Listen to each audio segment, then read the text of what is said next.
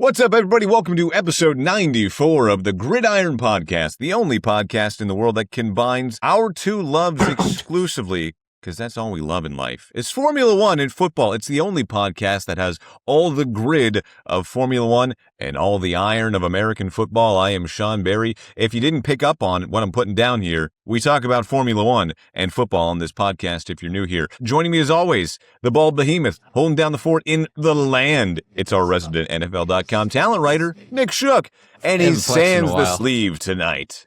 I haven't flexed in a while. That's my bad. For those of you who come to the podcast just for my flexing, so you stay here for approximately 30 seconds and leave, I'll deliver for you. Thank you so much for delivering, for flexing on the viewers and the haters, Nick. I do my best. And then, of course, joining us as always, back from her 2-week hiatus. Oh, nope, she's gone. Katie is working. She's working abroad and dealing with some technical difficulties, but that was actually perfect timing. If you're watching this on absolutely YouTube or watching the live stream on Twitch and YouTube. While we wait to get Katie back in here, Nick, where can they find us on YouTube?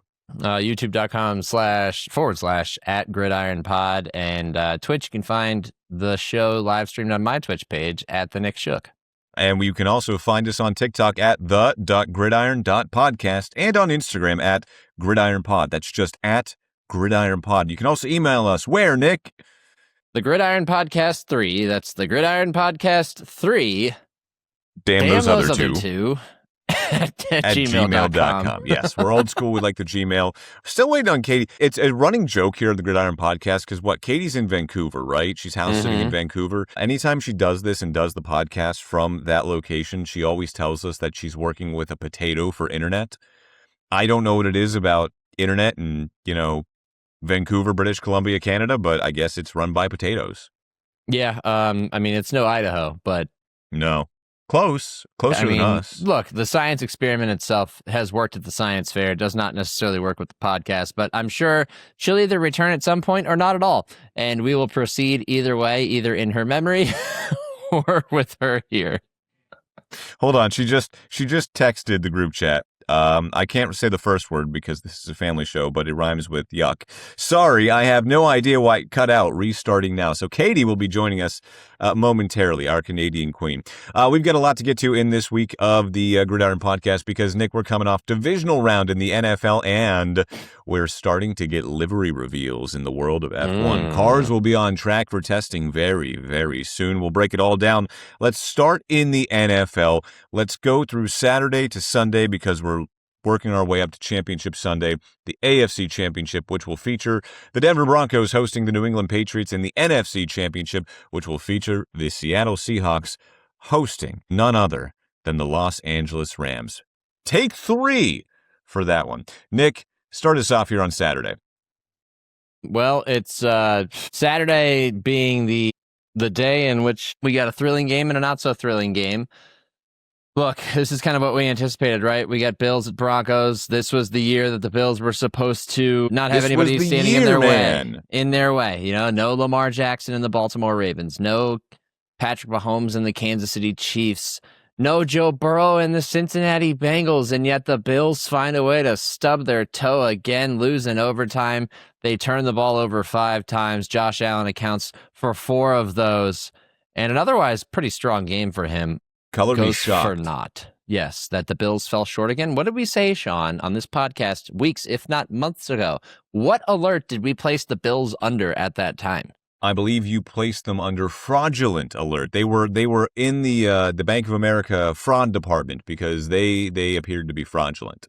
And ultimately, they proved to be fraudulent. So much so that after losing to the Broncos and watching yet another season with Super Bowl ambitions go up in smoke, the Bills fired their coach, Sean McDermott, on Monday because somebody had to pay for the latest disappointment, apparently. And that ended a 9-year tenure of McDermott running the Bills, turning them around from lovable losers who had the longest playoff drought in the NFL at the time at 17 years, and into a perennial contender, which is now perennial bridesmaid, because they still haven't made the Super Bowl despite owning the most victories, him and Josh Allen, without reaching a Super Bowl in NFL history. I guess, Sean, at some point you just have to look at what's going on and say, we have to make a change somewhere. We're going to overlook the fact that the roster was probably the worst of the last 5 years. Right. We're going to overlook the fact that, that we had a number of deficiencies on the side of the ball that was the coach's strength. We're going to overlook the fact that our receiving core was incredibly thin and was the thinnest as it could possibly be going into the divisional round.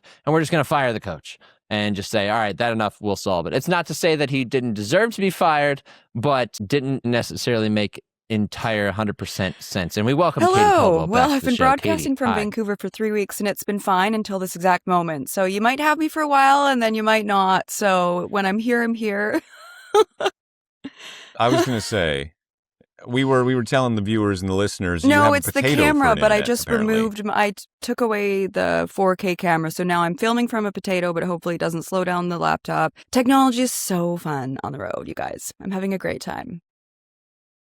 It is. Well, we welcome in our Canadian queen. Katie, we're talking about the Bills and Broncos, how the Bills just once again asked too much of Superman, and this time Superman met his kryptonite. And can that we was talk about apparently how just everyone in the holding on to media is football. coddling him anyways, even though he was a liability in that game? Nick was coddling him. Nick was like, he actually had a really good game aside from, the I didn't 4 say a turnovers. really good game. I said a pretty good game. I'm so turnovers. sorry. One word difference. I think this is a both things can be true thing, and not to cut anybody off here, but the Bills don't get there without him, but he also shares a lot of responsibility for them losing to the Broncos. And I think that we could say both of those things there. But we should not paint him like some victim just because he cried after the game. He was responsible for it. I just the ball look over at 4 times. the discourse between how people speak about him and then how people speak about someone like Lamar Jackson, and the narratives just could not be more different. And I get so frustrated every single day with it. So yeah, that's my big piece of input with that. You could say Lamar Jackson's really, athletic, right? He's electric. But Josh Allen, he's smart, he's focused, field general, right? He's just a good guy, Right, He tries hard. He's a real role model. Katie disappears again. Katie was so sick of that conversation. I think that was by choice. Of course. Katie was like, I'm done listening to these two. We're saying all of this in jest, but of course, Katie... I really hope that was intentional. Actually, it'd be even funnier if it was accidental. This is great. This is phenomenal. We are off she's the rails absolutely already. Right. She's absolutely right, though. And I think that the fashion in which the Bills lost, which was Allen throwing an interception in overtime that some thought wasn't an interception, but I have a very good reason as to why they got the call right. And then the Broncos getting into field goal range off of a couple of defensive pass interference calls against the Bills. It made Bills fans feel like they were robbed. But the only thing that really robbed you in this game was the fact that your quarterback couldn't hang on to the football. And also James Cook had a very untimely fumble. By the way, one of those fumbles that led to 3 points just before halftime, which then you end up losing by 3 points in overtime. There are so many reasons so many things you can point to and be like, this is why you lost. This is why you lost. This is why you lost. Even maybe your coach is why you lost. It's not the refs, okay? The biggest gut punch, though, came shortly after that game. Not only were you eliminated again when this was supposed to be your year. No Patrick Mahomes. This has to be your year. The biggest gut punch, though, came when Sean Payton said, yes, in fact, Bo Nix broke a bone in his ankle and is now out for the rest of the season. The team that just eliminated you now will almost certainly lose in the AFC title game to New England. It's not impossible, right? We've seen backup quarterbacks lead teams to Super Bowls before, but there's a reason that Nick Foles is such a legendary guy in Philadelphia, because it doesn't happen ever except for 1 or 2 times. It's it is a gut punch, because you're thinking here sitting, if we'd won that game, we could go on to win the Super Bowl. They're not going to, so they move on, eliminated us, even though they are not going to probably go any further. I caution against that. Let's put a little mark down on the show right here, because I have a feeling that the Broncos may still win this game. I think I already sent my picks in and I picked the Patriots, but I have a slight suspicion that Jarrett Stidham is going to play just fine, and that at minimum he's going to keep them in a game that maybe ends up in a close defeat, but he's not going to be such a deficiency in the offense that it's going to, torpedo their entire Super Bowl ambition. But you're right. Because when you look at it from the outsider's perspective, you think, well, the team that won lost their quarterback, and so it's not even going to be fun to watch. You might as well just hand it to the other team. But this is not the college football playoff. We are not picking teams based on the fact that a team has a quarterback or not. What we have is an elimination tournament in which the Broncos earned the right to advance, which they did, regardless of who is going to play quarterback. We can criticize how Bo Nix, injured his ankle. I think it was on that quarterback sweep, like 3 plays before they kicked the field goal. That's what the video looked like, because they shot right to him on the sideline, and he was kind of testing it out, and he clearly was in pain after he put some weight on it. Yeah, it was not good at all. All right. By the way, Katie's exit was not intentional. She said it just froze immediately. That would have been funny if it was intentional. It was. Yeah, I mean, but I think I have confidence. I think Jarrett Stidham's going to play better than people. He was the best player in the NFL in the preseason. And for sickos like me who watched preseason football, I can say that confidently. So don't be surprised if he goes out there and slings it. I was so kind of going down that rabbit hole where they're like, who else could they bring in?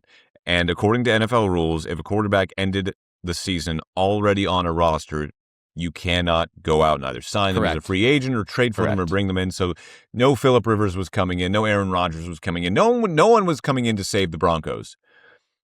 But you know who could, if he really wanted to, was Drew Brees. God. He is eligible to sign as a free agent. If Sean Payton really wanted to, he could go out and be like, Drew Brees, save us. You're our only hope. I thought that would be so funny, even if they did it just as like a joke or just as a precaution.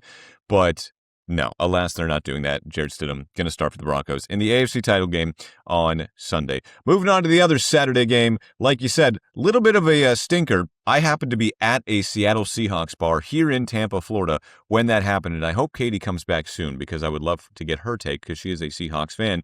The Seahawks, from the word go, ran away with this game against the San Francisco 49ers. Rashid Shaheed just returning the opening kickoff, 95 yards, and from there on out, honestly, that was enough. That was the game. Niners only scored 6 points. Yeah, considering the Niners only scored 6 points. The Seahawks won the game on the opening kick. And you have to say, a lot can change in the next few days or the next few weeks. But man, Seattle looks good right now, Nick. Yeah, they do. They do. Actually, before I dive into this, we're going to get an update on Katie real quick. First off, she said, well, friends, looks like you're just stuck with me in the chat. LMAO, #potato. So Katie is going to, I like this idea. Katie's just going to chime along in the chat. And so then she reacted to your Drew Brees suggestion with, Drew Brees, come on, bro. All right, I'm going to need you to pay attention to the chat quicker. Just keep popping these messages up. It's this pretty is hilarious, active tonight. actually. We got Chris in here as well. He said, what's up, guys? Thanks for hopping in here, Chris. Hope Alaska's treating you well. And he said, did Katie have a tire fall off of her car and get stranded in a random Canadian town again? Frozen into a cube like a caveman in Scooby-Doo? Called in by Sean Payton to play backup quarterback? Keep the hypothetical scenarios going. I love this. Actually. This is phenomenal. I forgot that she got stuck in the snow in a random Canadian town that one time. Yeah, her tire flew off of her car. That was a harrowing experience that she relayed to us. That is, I think, my favorite Katie Caldwell It's not story. It's not the Olympic ring story. That might be my favorite. That might be a close the rings. second. I used to date them. I know the rings. How do you know the rings, Katie? Used to date a guy with a tattoo. Oh yeah. All right. So what are the colors of the rings in what order? But yeah, so order. To Katie's Seahawks, congratulations. You dominated a Niners team that was... Look, I don't mean to diminish any playoff victory because it's hard to win in the playoffs, but there have been tougher matchups than this one. The Niners succumbed to their many injuries offensively and defensively. They never were able to hold a candle to the Seahawks, who have been on a heater for a while. And as I've said here and on NFL Daily for weeks, they are one of the two best teams in the NFL, the other one being the Los Angeles Rams, who they will meet in the NFC Championship game. But when it comes to this game, it was a consummate performance by that just kind of displayed all the Seahawks' strengths. So running game goes off, defense stifling, special teams contributes. Sam Darnold was on the field. That's all you needed in order to dominate the Niners and advance to the NFC Championship game. We're not going to see many lopsided games like this in the divisional round, but we did see one over the weekend. I caution against using it as your basis of judgment of the Seahawks. They are a very good football team. However, do not expect them to deliver such a performance against the Rams. It will be more challenging for them. I want to add that, like I said, I was at a Seahawks bar in Tampa. I film a segment on all of these fan clubs that have a football here in Tampa because it's a transplant city. And that's kind of a beautiful thing as well, because people find, community in watching football with people from their hometown or people that just like that team. So it was kind of cool to see so many Seahawks fans. which, no offense to Seattle fans, they're not really, it's not like they're the Cowboys or the Steelers or the Packers that have like an international following. If you're a Seahawks fan, you grew up in the Pacific Northwest, and to see so many here in Tampa just kind of enjoying that was fun. I interviewed one fan, though, who tried to start a letter writing campaign in Minneapolis, in the Minnesota area, to thank Vikings fans and the front office for allowing Sam Darnold to leave and come to Seattle. That's how much they love Sam Darnold in Seattle right now. Well, they're all Darnold heads. Look, they took a risk. They took a calculated risk. They said, look, we believe that Sam Darnold is going to fit our new offense under Clint Kubiak. Geno Smith is no longer a fit. We're going to sign him to a contract that would actually allow us to get out after 1 year if it's a disaster, and we're going to hope for the best. And it paid off better than anything short of investing in NVIDIA 5 years ago or investing in Apple in the 80s. I mean, you are a rich person if you put your money in those stocks ahead of their boom, and the Seahawks fans are enjoying the spoils of their front office's decisions. Now, I caution against thinking that's rock solid, though, because while having Apple stock is very reliable and has made many people rich, Disney stock as well, right? Sam Darnold is not as guaranteed to deliver. Over this run down the backstretch of the season, what you're saying is he's AMC, he's Dogecoin? Yeah, kind of, maybe, kind of. Dogecoin's a good comparison, although I think that's a little disrespectful. GameStop, no, I'm just kidding. He's not GameStop. You could have seen him as GameStop after last season. He is a quarterback who has not had to play a big part in a lot of their wins. He did play a big part in them coming back to beat the Rams in Week 16, that thrilling game that ended in overtime, Seahawks 1-point victory at home. But I worry, and I think a lot of fans also understandably worry about whether he'll wilt under pressure in the playoffs, a place that he has struggled in the past. He did last year with the Vikings. He was okay over the weekend. He didn't really have to do much in the divisional round. Did get his first playoff win. But if it comes down to, because here's the thing with the Seahawks, they lost Zach Charbonnet in this blowout win over the Niners. They are going to be riding Kenneth Walker on the ground, which has produced, good numbers for them over the last couple of months. But one guy instead of two just increases the level of difficulty. Luckily, they have a defense that's going to limit the opposing offense. Typically it does. It didn't in the second matchup between the Rams and the Seahawks, but I think that it will. But I am just cautioning against relying and leaning on Sam Darnold to deliver you a victory and a trip to the Super Bowl. I don't know if he's necessarily capable of that. He could do it, but it's not rock solid. It's not like the other quarterback on that other sideline in this NFC Championship game, Matthew Stafford, who has not had very much fun in the playoffs, but is still eligible in the playoffs, and he's still the quarterback of the Rams. Let's actually get into that Rams-Bears game. Patriots-Texans, by the way, real quick. Patriots beat the Texans 28-16. C.J. Stroud, first quarterback to have 5 fumbles and 5 interceptions in 2 games in the playoffs. I think he's the first quarterback to ever do that in playoff history. Yeah, he was bad. Yeah, really bad. He was bad. We don't really even need to talk about that game that much. The Patriots did enough to beat a bad Texans offense and a good Texans defense. 7 of those points coming off a pick 6 from C.J. Stroud. So Patriots move on. The only thing I have to say about the New England Patriots is how? Just how? 5 years. 5 freaking years they're gone, and they're back. It's the same question that Katie asked when she had a tire fall off of her car, which looked like this. Yes. If you're watching Look at this photograph. That is a photo from Katie sent to the group. That's what happened to her. It didn't fly off. It's still right there. It was still attached, but it looks a lot like when you break an axle in F1. The tire's just there by some cords. I think she just tore her Achilles on that car.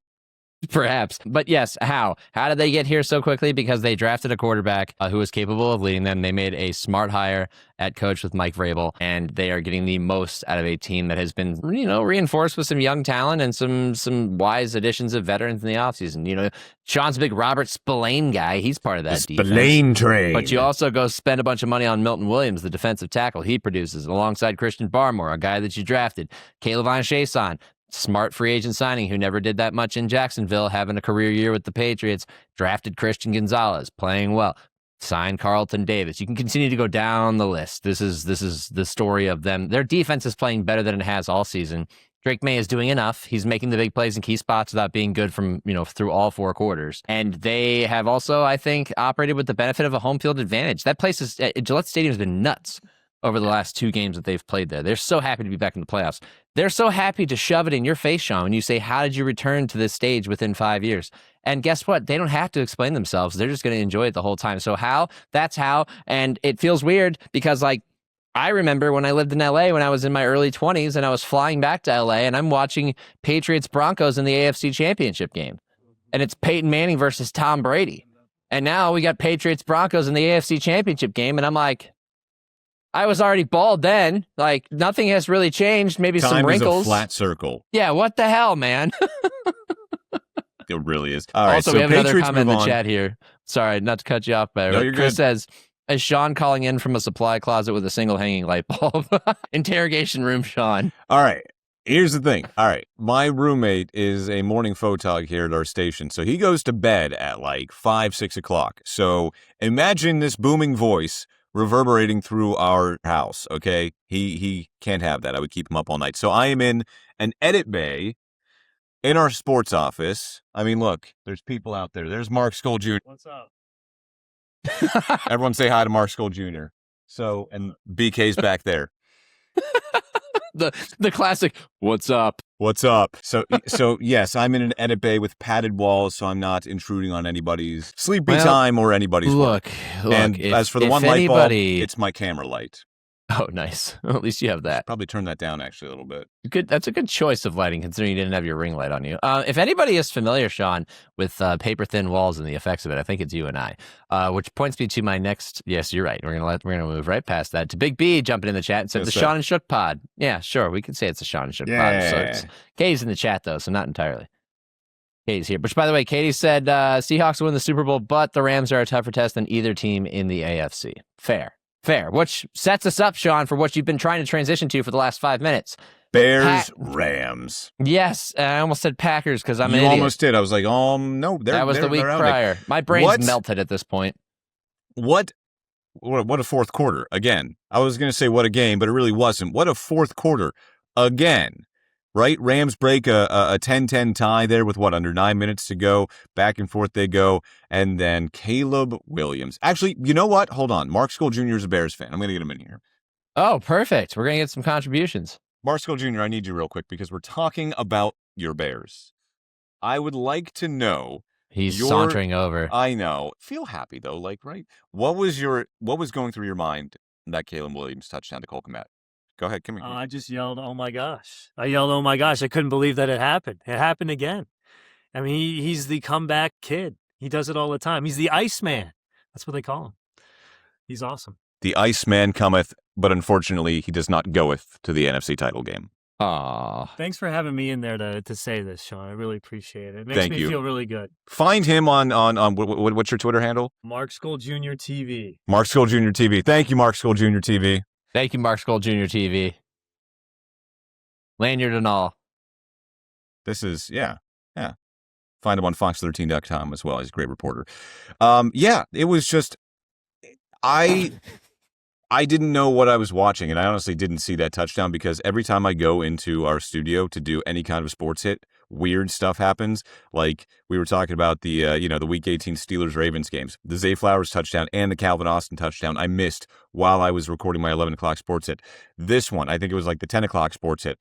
It was insane. It was insanity. So, yeah, didn't see it, but I have seen it since, and I don't know how Chicago kept getting away with that. Because they have a quarterback who is living up to the expectations that followed him out of USC, which is that he is an incredible athlete with very rare arm strength and improvisational ability that if you can just rein him in the basics, that he could be one of the best quarterbacks in the NFL. And he took big steps this year. But then, in overtime, Harrison Mevis, Harrison Mevis, the thicker kicker, cometh. I don't like it when you say it like that. No, I was talking about the interception in overtime, Nick. All right, so the Rams go 3 and out. Pretty just atrocious starting drive in overtime. The Bears are on the move. They're near midfield. They got all the momentum in the world. All they got to do is go down and kick a field goal, and they're going to the NFC Championship game. And Caleb Williams takes an aggressive shot that he shouldn't have taken on a deep ball on a crossing route to DJ Moore, who appeared to either quit on the route or accept that he was covered and wasn't going to finish the route. Williams thought he was going to flatten out the route beneath the defender. Instead, he goes behind him. Defender outstretches, full extension, picks off Caleb Williams. That sparks another drive by the Rams, which includes a couple of third down conversions, a short pass to Puka Nacua, and they move into field goal range. And ultimately, the thicker kicker, Harrison Mevis, Mr. Mevis, nails the game-winning kick to send the Rams to the NFC Championship game. A heartbreaking finish for a Bears fan base that was living and dying by the thrilling finish all season, and unfortunately learned how it felt to be on the losing end in the worst possible moment. Again, we talked about it last week after Wild Card Weekend. There are teams that still lose, and then you feel good about it. I'm not so sure the Bears feel good about losing this game because they were so close and probably should have won. But you go into next season, you know the head coaching problem is solved. You know the quarterback problem is solved. Chicago will be right back, at least on paper. So the Rams, could they continue their long march? Is this the Matthew Stafford swan song? We don't know. It could be. He could pull a Peyton Manning, win the Super Bowl, and say, peace out, I'm good. I have a hard time thinking that it is. He just seems like he's still too passionate about the game. But maybe if you want to go out on top. If you win the Super Bowl, if you win the Super Bowl, I can't think of a better way to go out. Yep, I'm good. How have I heard it described? The sport is great at a lot of things, but it's really hard to stick the dismount, when you leave. Peyton Manning did it. There's only a select few that have really done it. I do think that if they are able to beat the Seahawks and win the Super Bowl, which is not a guarantee, of course, that it would represent the greatest accomplishment of his career, greater than the Super Bowl they won in the 2021 season in LA at home against the Bengals, and would be a proper conclusion to a career that deserves more praise than he's really ever gotten, especially when he was with the Lions before he was traded to the Rams. So it's an interesting note to watch, but honestly, I just ran through this entire research packet provided by the fine folks at the NFL research department, and it's sideways because I'm still in the middle of it. Got some notes, some annotations. This is upside down, but you get what I'm talking about. And the numbers kind of suggest that I think the Rams are in for a tough one. Seattle's defense is just really good. They generate pressure organically better than any team in the NFL. Stafford's been very bad under pressure in these playoffs. He's been pretty rough overall. I think he's still dealing with that finger injury.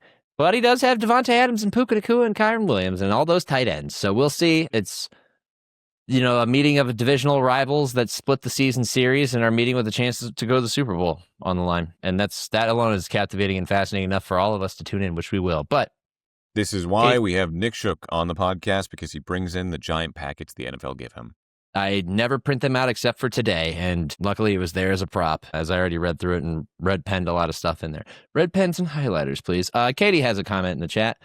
She said, long-time listener, first-time caller, can I ask for more context about the thin walls? No, you can't. No, you can't. You can deduce what we're referencing. Honestly, honestly, it's pretty innocent. Like, I can hear when he turns his bathroom fan on and vice versa. I can hear when my neighbor turns his bathroom fan on. So that's honestly how I know the walls are super thin. It's super G-rated. And that is not the thin walls that we were referencing, but it's good job tap dancing around that one, sir. No, I swear that the whole reason why I know the walls are thin is super G-rated. I promise. I have but one thing to say to you, Sean.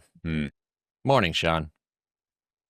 Morning, Shook. I like how that's what I said when my boss was like, you want to say hi to your buddy? I'm like, yeah, morning, Shook. Yeah, I jumped on Sean's boss's podcast earlier today, and then we're wrapping up, and he's like, hey, you want to talk to your buddy? He just walked in. And Sean's like way in the back, and he's just like, morning, Shook. Inside jokes that nobody gets. Oh, those were the thin walls you were referencing. I get it. Now he gets it. I see what you're putting down. I see what you're putting down. Yes, picking up what I'm putting down. All right, chat and Katie. I thought I was the only tap dancer of the group. That was perfect timing. You don't want to see Sean tap dance, but he did there. No, you don't want to see me dance. I have no rhythm. I have absolutely no rhythm.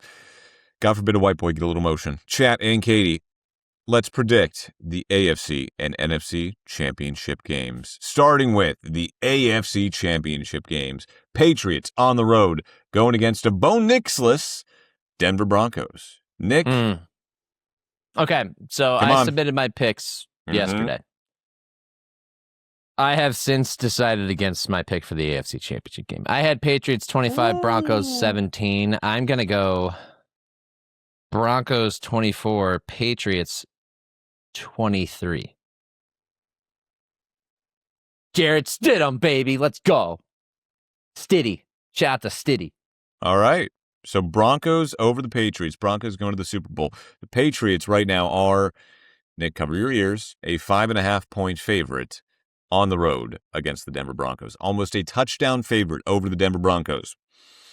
I find it hard to believe that Jared Stidham is going to get the job done. And to me, watching this Patriots team, it's everything I hate about the New England Patriots. They just win. Can't explain why. I can't explain how.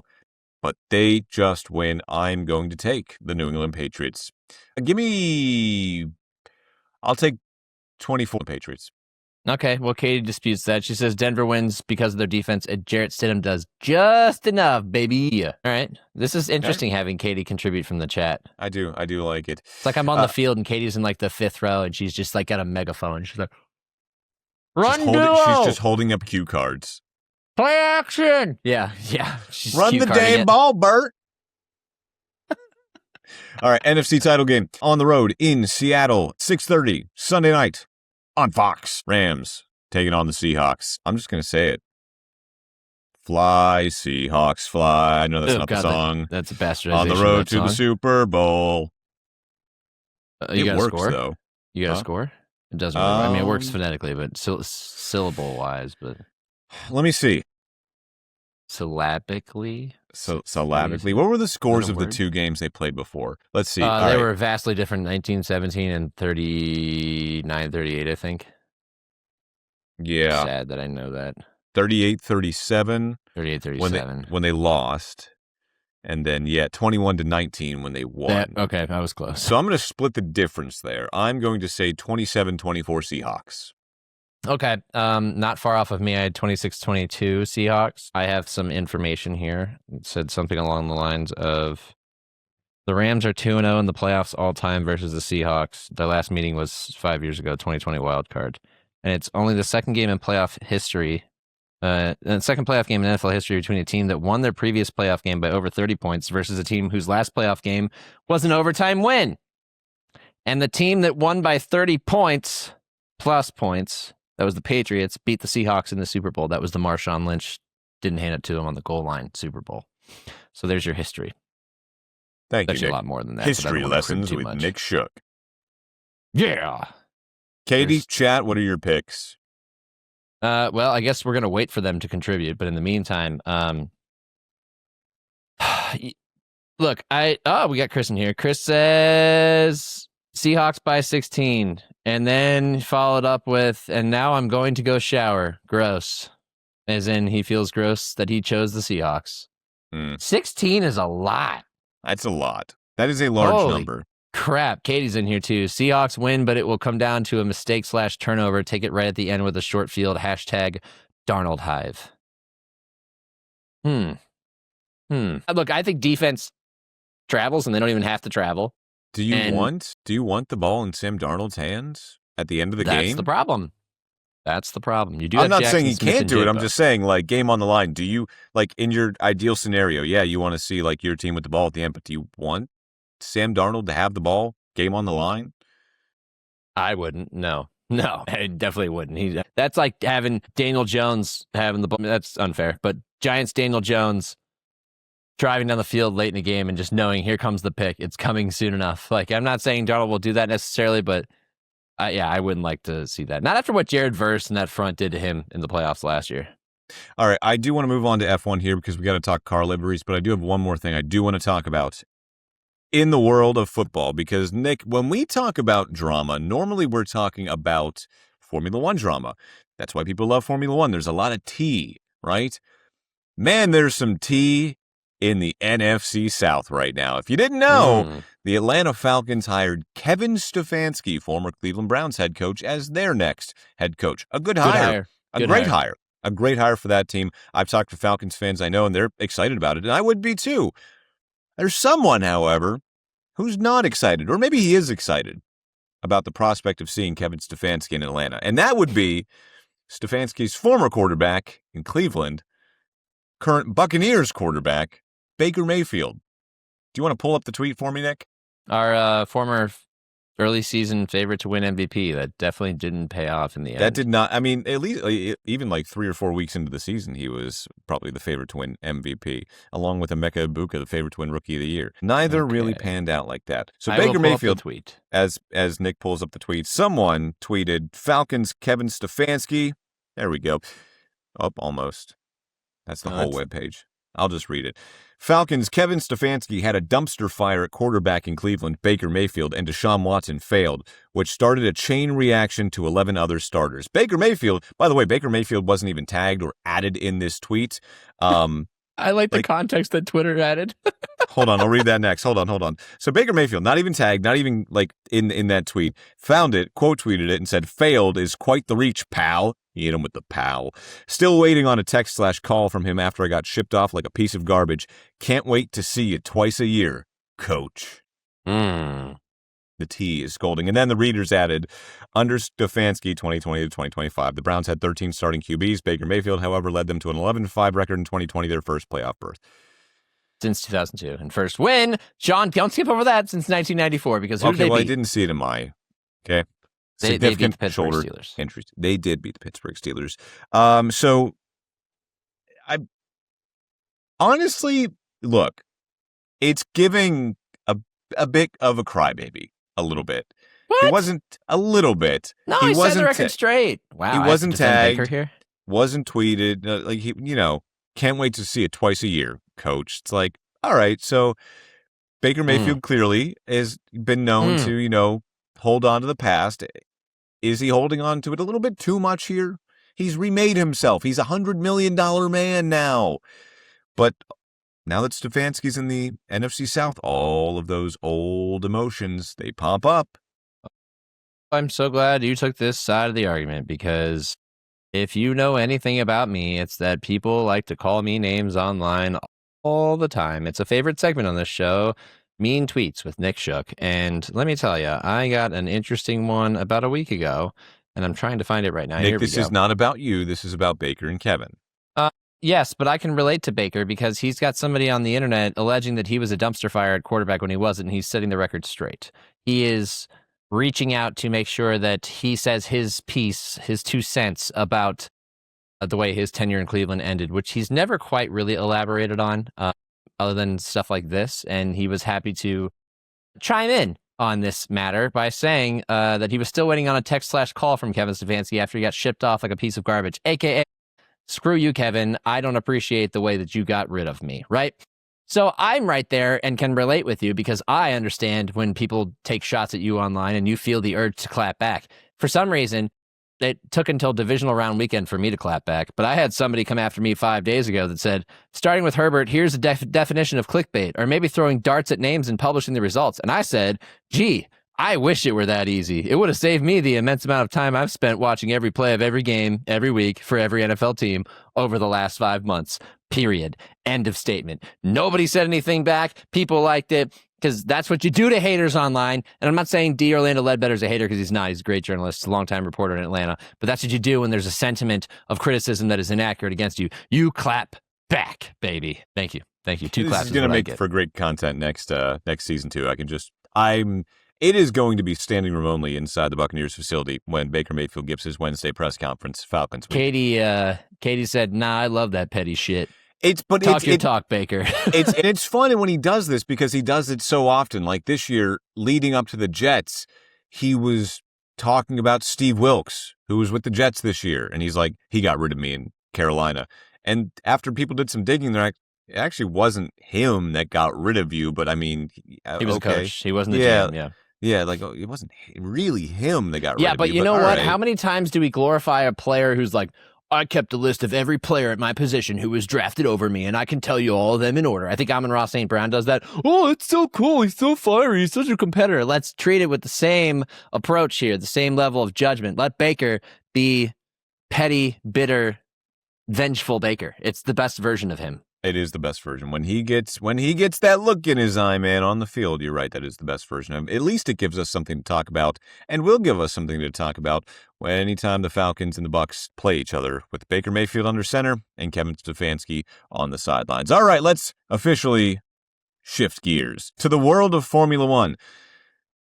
I'm shifting in gear. All quiet on Or the one-handed or Formula One paddles, front, but- except for we're getting liveries, Nick. It's livery reveal season. Oh, For God, that those means I have that to start don't- searching.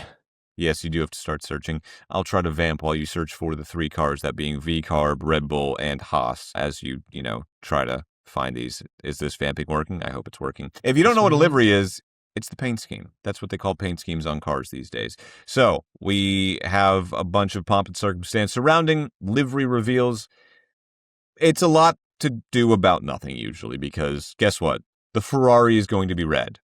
Breaking news, I know. It's been red since 1950, and it's going to continue to be red forevermore. But occasionally, we get some bangers, and we did, starting with, do you have V-Carb first? We got V-Carb first. Largely looks like the same car from last season, but I'm not knocking them for it, because last year, V-Carb, Racing Bulls, whatever you want to call them, honestly had one of the best liveries on the grid. And I specifically like this year's car. It's got more white on it. If you look, this is foreshadowing. They've got a lighter shade of blue, and then they've also got some white wall tires. I love it.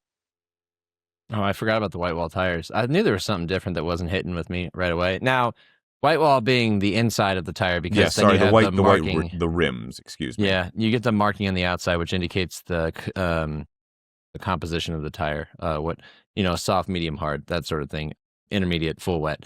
By the way, this is the first time that we are getting to look at these 2026 cars in person, because the formula is changing this year. They're going to be shorter, lighter, not as fast, not as much downforce. But, this is the first time we're actually getting to look at what this new regulation set is going to look like physically. I would like to congratulate all of us on our freedom from the wheel fins, the things that the covers that went over the wheels in the front. Thank you. Yeah, those were ugly. Congrats. I'm so glad those are gone. I'm Those glad. sucked. By the way, you know what my least favorite part of the old cars was how giant the rear ring was.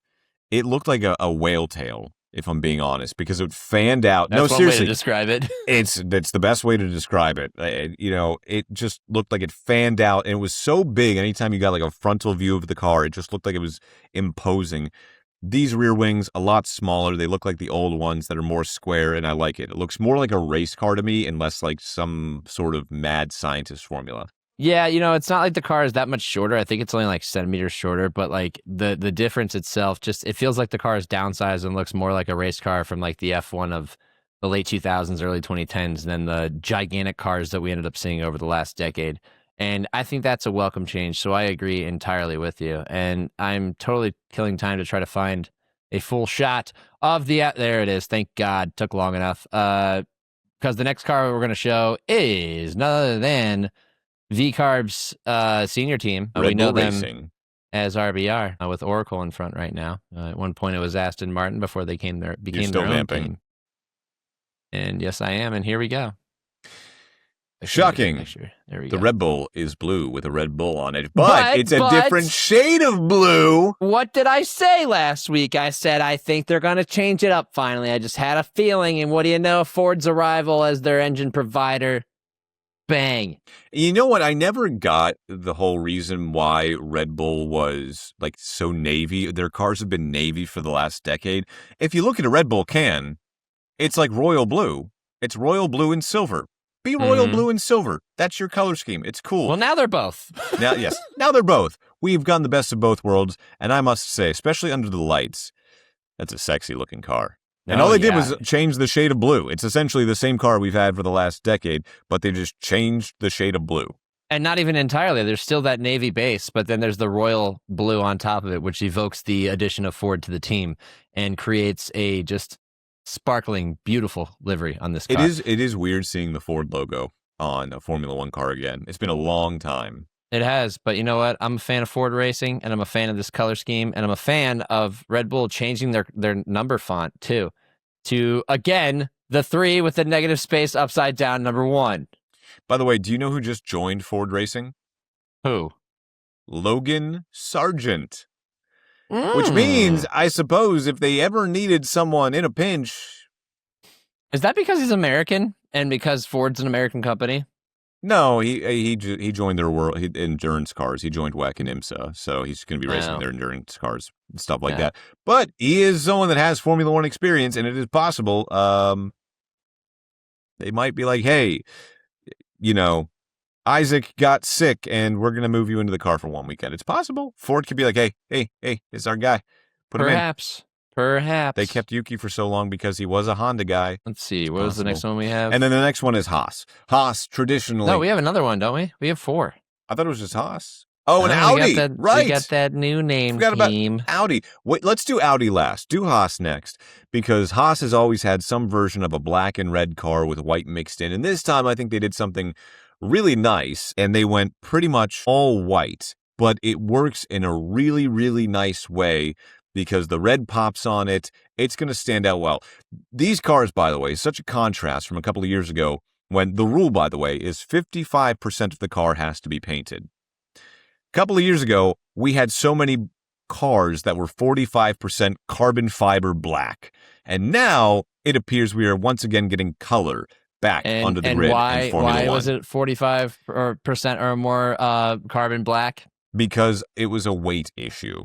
They were just trying to save removed on paint. weight. Yep. So they just took paint and color off of it. But this is beautiful. The colors of Haas automation.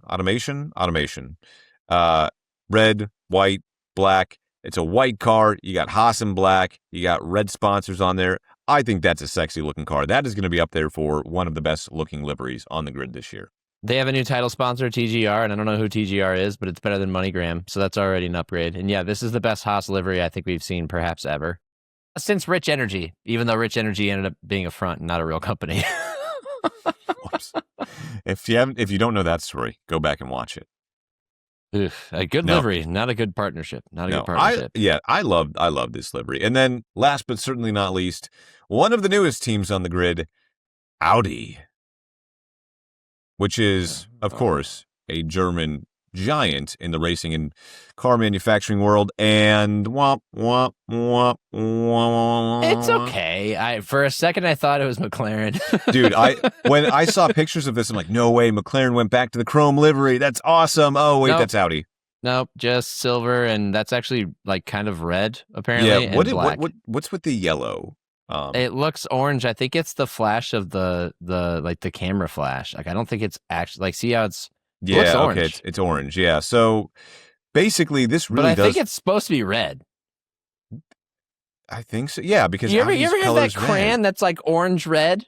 Is it supposed to be scarlet? Crayon? No, scarlet would be too deep for that. I think it's like a fire red, so there's bits of orange in it. I don't know. How did I forget about Rich Energy? I know, right? Right. I mean, it doesn't look bad. It's a good looking livery, but like it looks like they saw the McLarens of the late 90s, early 2000s, and were like, "Yep, that's good. Let's do that." So what's funny about this livery is that they actually rolled this out months ago without any sponsors on it, so we already knew what it was going to look like. Except now you put sponsors on it, and it does look more complete. The Audi 4 rings definitely stick out on the back, and like the rear fin of the car against the black background, but I think this is a livery that's going to look good on track and better on track than it does in a studio. But ultimately, if they don't produce, which that's a team that hasn't really produced, this is the old kick stake F1 team Sauber, then it's just going to remind us of a car that sucks with a pretty unimaginative livery. You could call it a throwback, I guess, but for me, it's sleek yet unimaginative. At least, I mean, again, 55% of the car needs to be painted. I would say about 98% of that car is painted some color, whether it's red, orange, yellow, whatever that color is, and silver. So I applaud them for making a decent looking car, but it's just, I feel like they just copied and pasted from 2 decades ago. Everyone loves a throwback, but it wasn't yours to throw back. Yeah, I like the silver, but again, if they suck, we're just going to look at it as just like an uninspiring, forgettable car. I do have to say, though, silver being the, competition color of German cars back in the day, your car back in the 20s, 30s, 40s, and 50s, the color was determined by the country of origin. So British cars were green. Why do you think Jaguar is always green? Italian cars were red. Ferrari, red. German cars were silver, which is why Mercedes were known as the Silver Arrows. So Audi being a German car company, I mean, it does make sense that they went with silver. So I do applaud them for that. Like a little bit of history in my paint schemes. And yes, I appreciate that too. And let episode 94 stand the record of episode 94 reflect that today I learned Audi was a German car maker. You didn't know that Audi was German? You know Mercedes is. You know did, Volkswagen dude, you didn't know is. Audi. You know BMW is. I'm about to blow you your know- mind. Did you know Adidas was German? Oh my god, yeah. All right. Enough. Nick also thought that Copenhagen was a city in Germany because when we were in Germany, he dragged us to I don't know how many bodegas to try and find a puck of Copenhagen chewing tobacco. All he kept saying was, I need to find a can of Copenhagen. I need to find some Copenhagen. And finally, after walking around for like an hour and a half, we're like, why do you need Copenhagen so bad? And he just turns and looks at us and goes, because we're in Germany. And the rest of us who knew that Copenhagen was not in Germany, but in fact the capital of Denmark, looked at him in bewilderment and asked him, Nick, do you think that Copenhagen is in Germany? And he looks at us, well, isn't it? One of my most embarrassing moments of my adult life. I have used that as an inspiration to learn geography since then. I was 21. Give me a break. That's it for episode 94 of the Gridiron Podcast, everybody. We'll be back next week to talk about Championship Sunday in the NFL, as well as some more livery reveals in the world of Formula One. For Nick Shook, what? Chris said. Chris, what? What? It was a long time ago. I'm a changed man. Clearly not. Audi is one of the biggest sports car manufacturers in the world.